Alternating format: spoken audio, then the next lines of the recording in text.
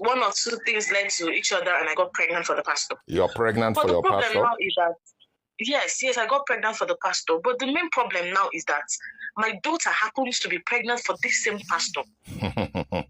Wow. No, wait a minute. You are pregnant for a pastor and your daughter happens to be pregnant for the same pastor? Yes, sir, exactly. How did you know that? Okay, the thing is, me and the pastor usually exchange gifts. So there is this gift he got for me. It's actually an underwear. I found out that my daughter has the same underwear because she washed and hanged it. And when I asked her, though she tried to deny it, but she later opened up that the pastor got it for her. How old is and I also saw it. 1 minute. How old is your daughter? She'll be 18 next month. Wow. And you said you were going to say something else? Yeah.